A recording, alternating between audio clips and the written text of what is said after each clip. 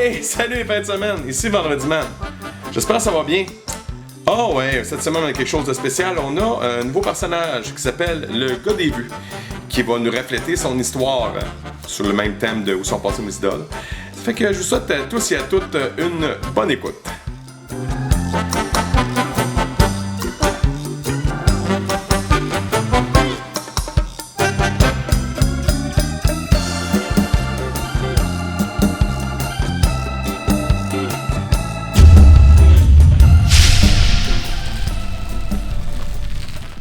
Dans le passé, le présent et le futur, le gars des vues alias Pascal Fréchette était, est et sera bien connu comme expert du monde du cinéma. Mais d'où a-t-il atterri chez les fins de semaine? Handicapé par ses cheveux roux, le gars des vues connut une enfance difficile. Le premier film que j'ai vu au cinéma, c'était dans un cinéparc. Mon frère m'avait amené au cinéparc. C'était E.T., l'extraterrestre.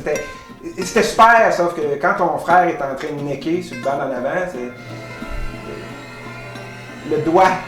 Le doigt! Difficile. Le premier film québécois que j'ai vu, ça s'appelait Pouvoir intime. C'était un film super.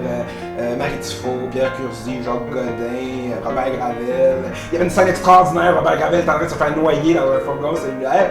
C'est là que l'image est arrivée. Pierre Curzi, pis ses dents.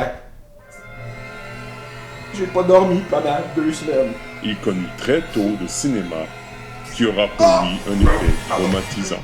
Il s'engage dans un club vidéo afin de vivre ses pulsions primaires qui brûlaient en lui. Je regrette, je faisais très bien mon travail.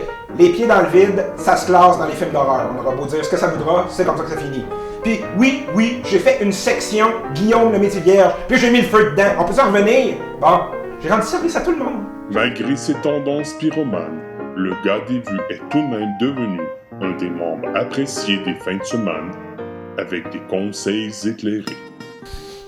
En fin de semaine, il va mouiller. Hein? Ça fait que profitez-en donc pour revoir la filmographie complète de Patrick Huard, hein? Un des plus grands acteurs de sa génération.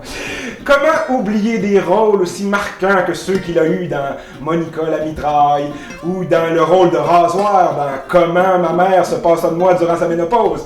Des rôles classiques qu'on ne peut pas oublier. Non, vraiment, rendez hommage à celui qui rêve un jour de gagner un Oscar.